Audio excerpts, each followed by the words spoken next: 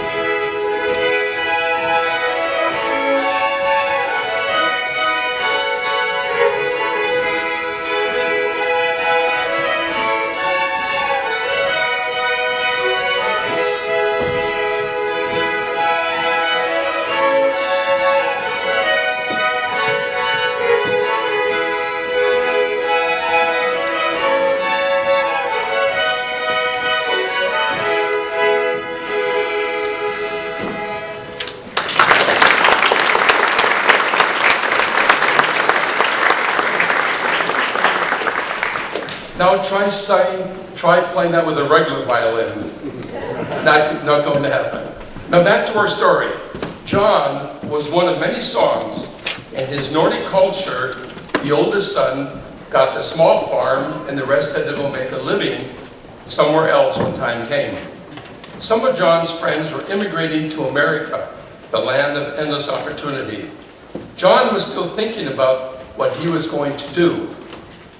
He could always be a fiddler, but sometimes that didn't make enough money to live on. He knew a lot of tunes and always enjoyed playing at some of the local dances. One Saturday evening, after a long week on the farm, John picked up his instrument and went to play for dancers at a neighboring farm. He tuned his fiddle, which was not an easy feat with so many strings. He was hoping that he could see Anna there tonight. She had caught his eye at an earlier dance, and John could not stop thinking about her. He was definitely in love and determined to see if she felt the same way. He had been working on a special project and thought that sooner rather than later he would make his move. Is it raisin, Carlos? I always get this rosin. We went through this last night and I smelled our producer rosin. His bow, and he began to play this song, the Finn Polka.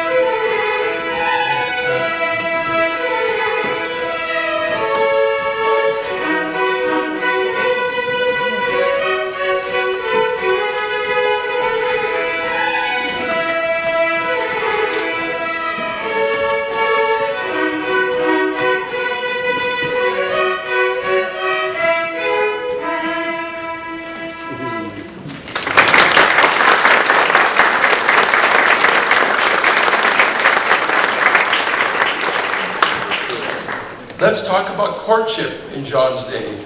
There were no flashy diamond rings to signify an engagement, introducing something much more useful, the mangle board. Mangle boards were carved from a single piece of straight wood. At one end would be a handle carved in the shape of a horse, a mermaid, or a lion.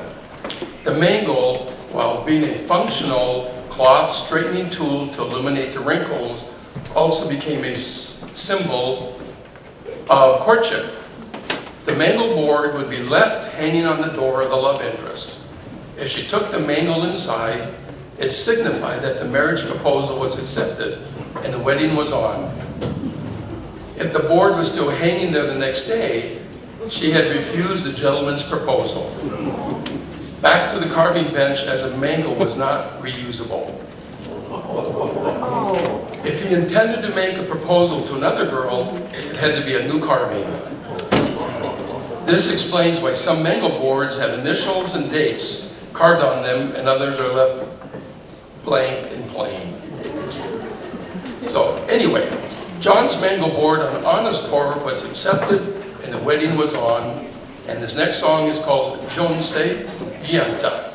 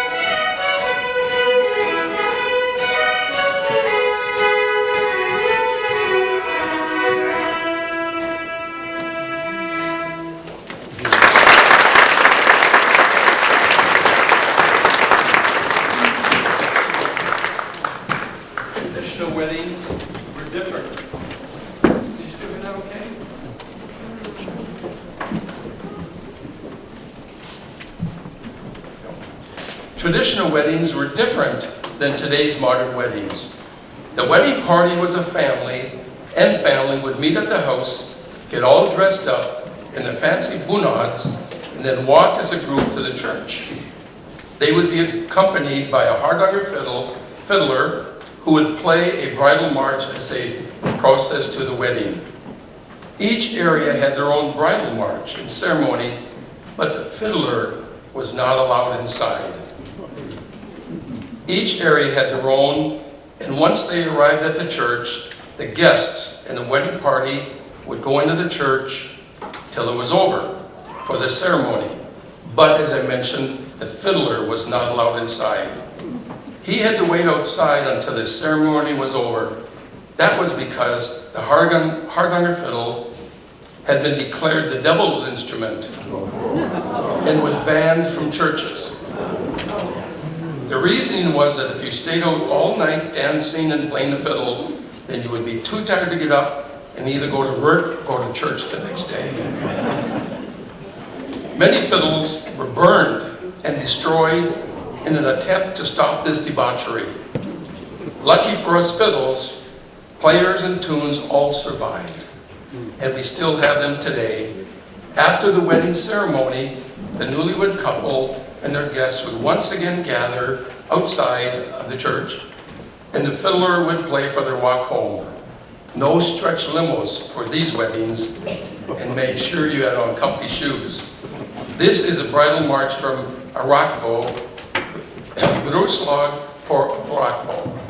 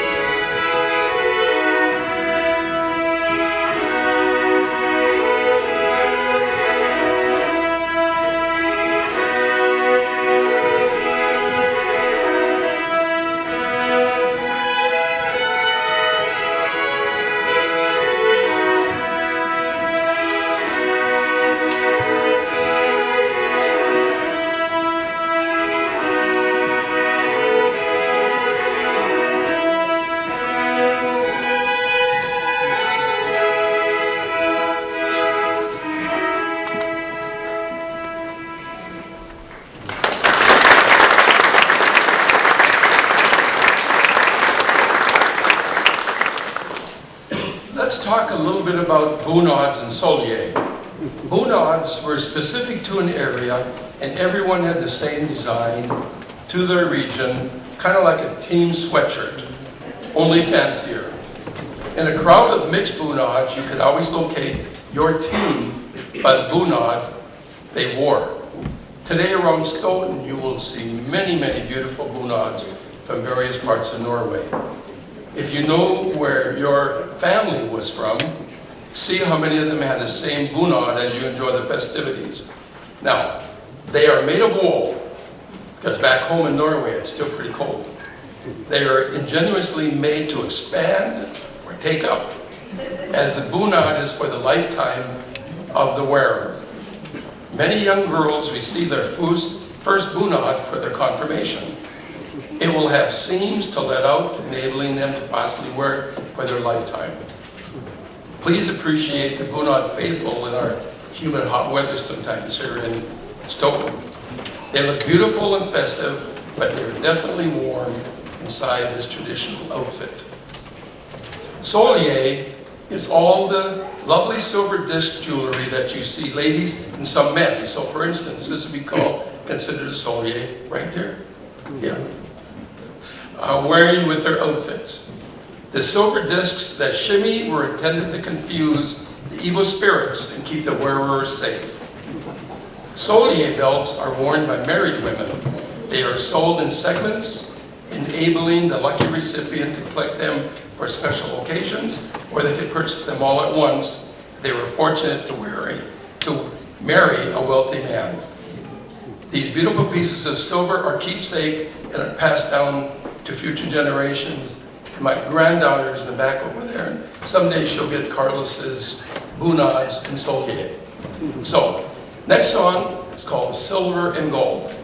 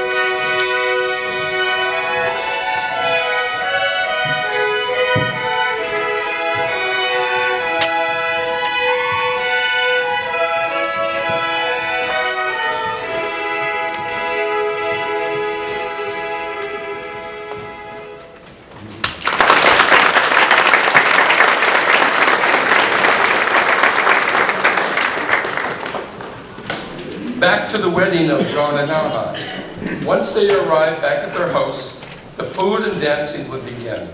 It was not unusual for a wedding celebration to last for days. Dancing all night and then feeding the weary partiers breakfast with the morning light. The bunads had matching purses that clipped to their belt. Carlos, do you want to stand just kind of show? They didn't carry cell phones, or car keys, or ID cards. Guess what you think they carried in their handbags? Anyone have some ideas? Keys. Yes. Oh, we have someone who's very knowledgeable. Think about it. If you were going to a wedding with food and lots of guests, and plastic silverware hadn't been invented yet, what would you need to carry and to eat? The answer is a spoon. Bunad purses are great for carrying spoons. Being a husband, I would probably ask her to carry, my wife, carry a second one for me. So here's a couples dance song that was probably a favorite back in the day, after eating, of course, the Rhinelander from Old.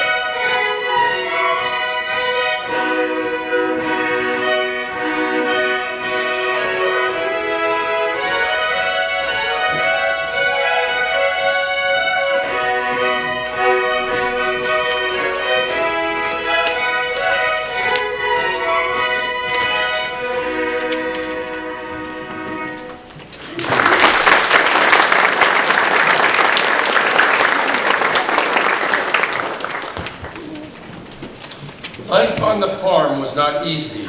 There were crops to tend, animals to manage and feed, fencing to mend, food to grow and prepare, clothes to sew, mittens, hats, socks, knitters, sweaters to knit.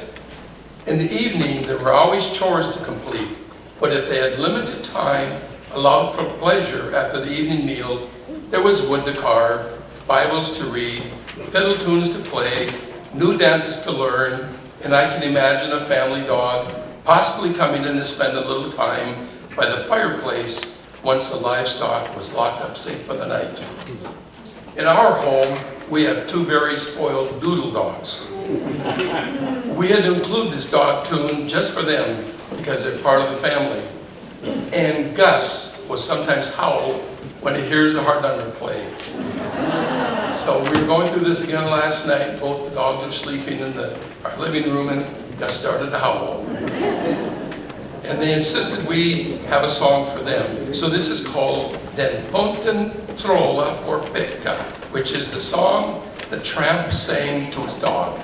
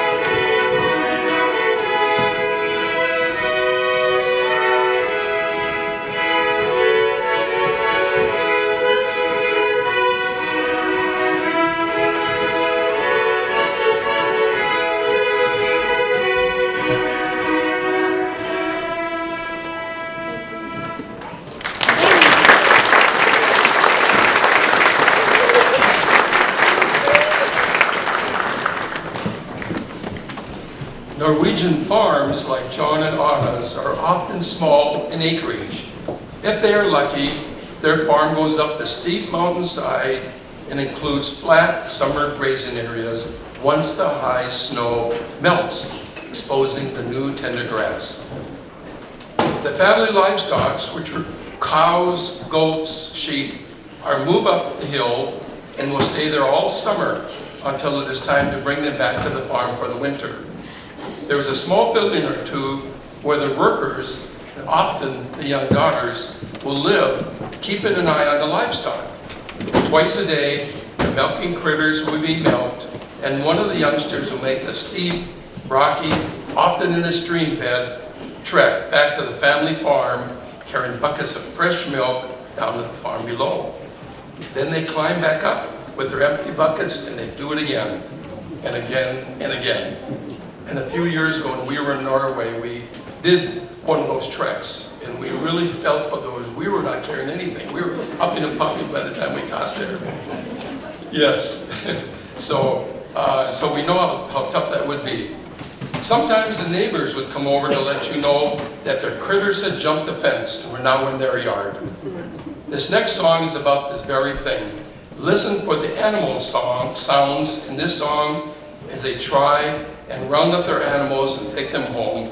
And the song is called Okas Kreatur på Dettos Jord. Your creatures are in my neighbor's yard.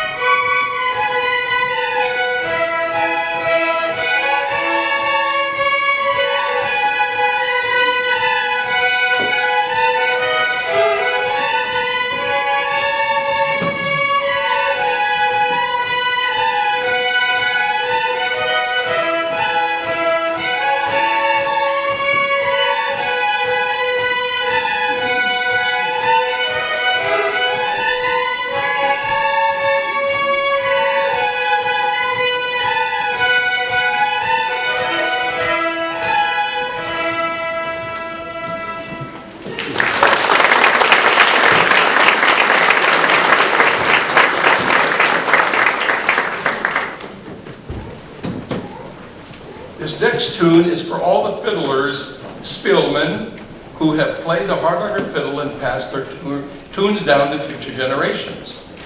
It's one of our very favorite, and if truth be known, we actually think a Swede wrote this tune. But we love it. And the boundary between Sweden and Norway has gone back and forth so many times in the past. So let's call it a beautiful tune and get along with our Nordic neighbors. They are responsible for many lovely tunes. And for all of you who claim to be Norwegian ancestry only, take the ancestry DNA test. You may be surprised. I had always grown up in a family where all my family was Norwegian. All my grandparents came from Norway. My mom always said, "Be proud, you're all Norwegian." So when my wife took the DNA test a few years ago, because she wasn't sure what her heritage was, she said, "Take it with me." I said, "I already know." And she said, humor me. Take it. Come to find out I'm 30% Swedish. Oh my gracious. Oh my gracious. So, anyway, the next song is Homage till en Spelleman, which is Homage till en Spelleman, which is a fiddler.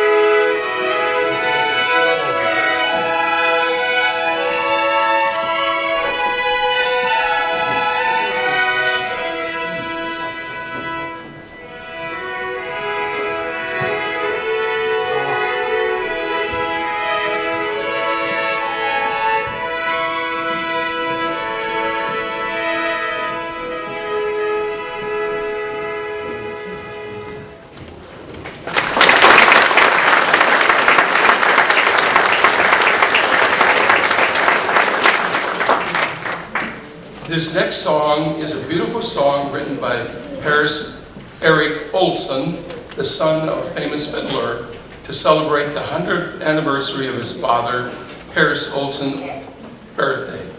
The composer is also a fiddler, and his son is a famous fiddler. The three generations of fiddler is also one of our favorite tunes called Låt till Far, Tune to My Father.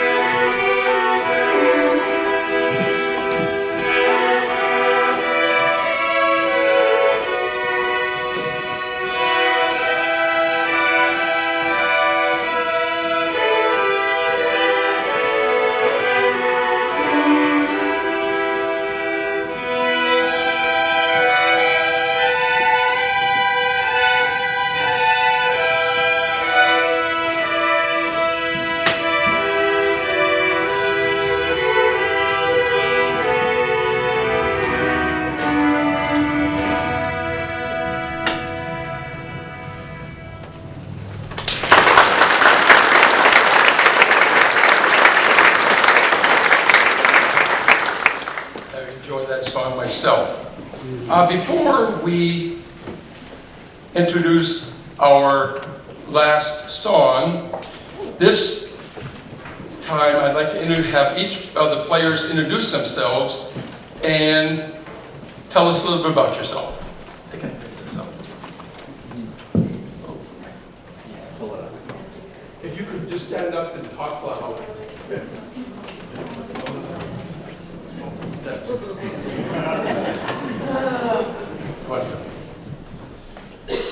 I'm Carla Shiram. He's the better half back there. His name is Harley. We've been married for 48 years and will be continuing to be married because he's such a good helper. He's wonderful. I played violin since I was 5, and years ago we moved to Madison, and I went to the Spruce Tree Music Company, and I had a mandolin that I wanted strings on, and we got to talking, and I saw a funny-looking instrument hanging on the wall. It didn't have strings or bridge or anything, and I said, "What is that?" And he said, "Well, it's a hard-under fiddle." And I said, "Is it playable?" He says, "No, I have to work on it." He said, "I'm going to fix it up, and then if you want to, you can come back in and play it." He never fixed it up, he sold it, and when I went back in later, it was gone. And so we were going to take a trip to Norway years ago, and I thought, I'll buy one over there, and somebody said, don't do that, because if you come back with an instrument with problems, then you are going to have to send it back and forth. So anyway, got one, and bought one in Minneapolis from an American maker, ended up with 4 of them, so this was 13 years ago, and these are some wonderful students that I've had, and some of their friends too, so. Here you go.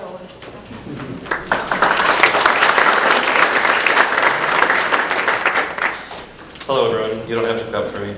So, my name is Asher McMullen. I'm here to provide some dressing context because you can see how boring I look next to them, right? So that's what I'm here for. I played with the dancers back about 10 years ago. And since then, went and studied music at Lawrence University up in Appleton, and I'm living up there now. So I'm glad to be able to come back and play one of Carlisle's fiddles, and it's a fun group to be part of. Thank you.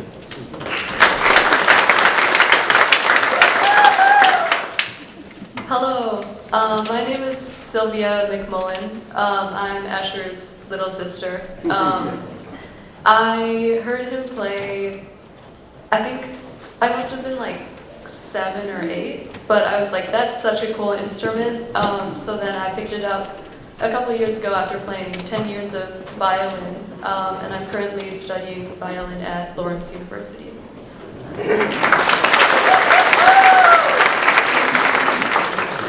Hello everybody, I'm Theodore Chose. I'm a Norwegian dancer. I've been playing the instrument for 3 years now, but I've been playing viola since I was 10, so that would be 6 years now. I don't know. I'm also in Wisconsin Music Symphony Orchestra right now, and yeah.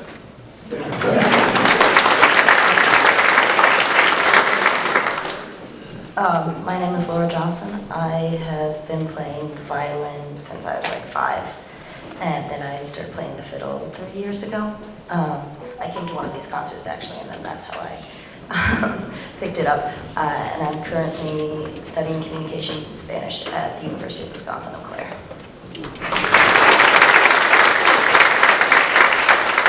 Hi, my name is Maggie Benton. I've been playing violin since I was 5, so like 10 years. And then I take lessons from Carlos for violin, and I was like, oh, that's so cool, what is that? Like 5 years ago probably, for one of these. And I've been playing since then, so yeah.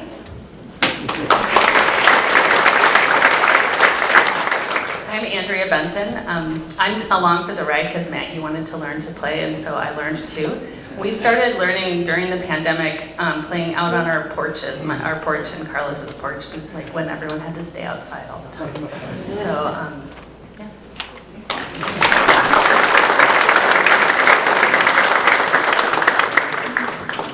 Thank you. So this is one more here. Hold on.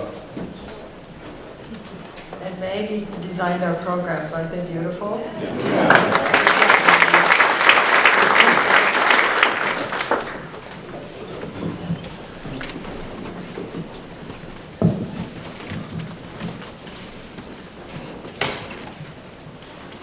Okay, so we end our story with the true story of Lars Fickerud. Lars immigrated to the USA in the late 1800s in search of the American dream.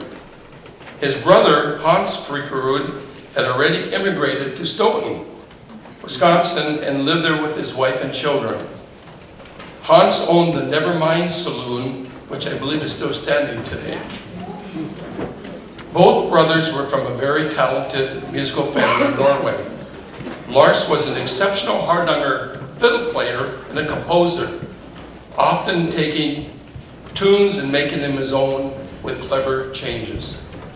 He settled into American life and made his living playing concerts around the Midwest.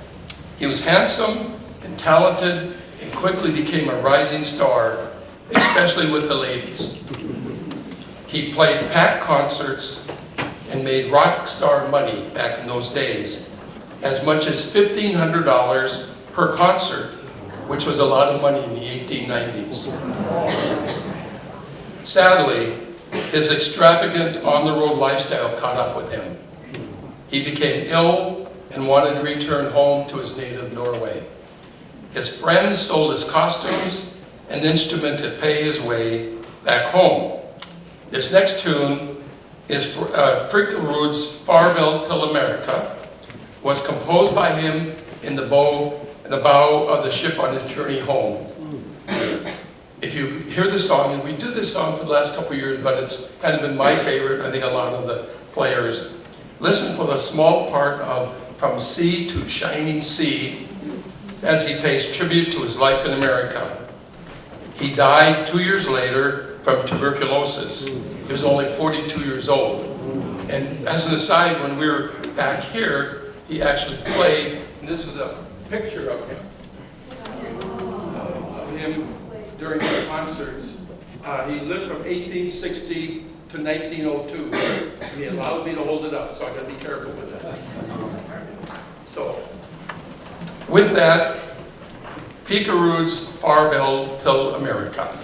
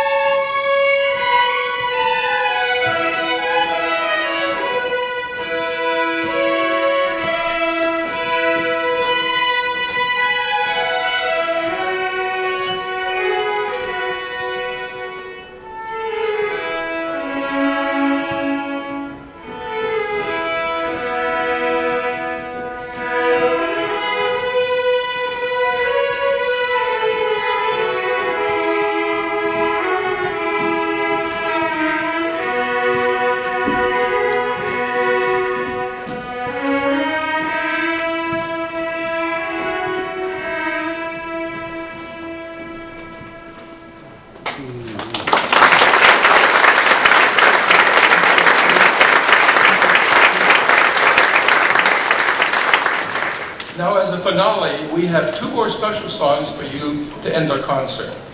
Both of these high school students played in regional and state solo ensembles this spring with their stringed instruments viola, and violin, as well as a selection on their hardanger fiddles.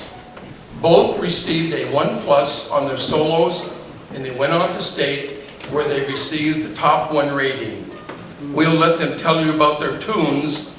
These 2 tunes are both in the throat still tuning, which is one of the 28 possible tunings we mentioned earlier. And I'll have, let me introduce Teddy Chose, who is from Stoughton High School. We'll be doing our first. And our second song is, Teddy's is Bell Tune. And then Maggie is from Memorial High School in Madison. And she is going to play Fanatulin, that both received a 1 at the state. So Teddy, I think we'll, okay.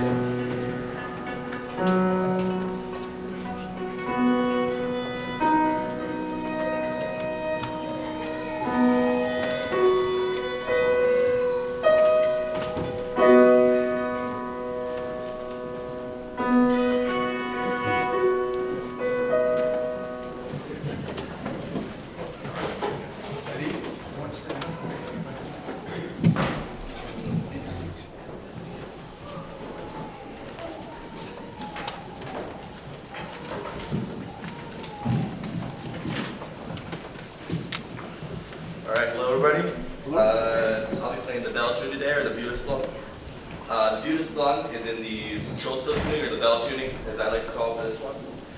This is tuned to sound like the bells on a sleigh in the middle of winter, or not middle of winter, but you know.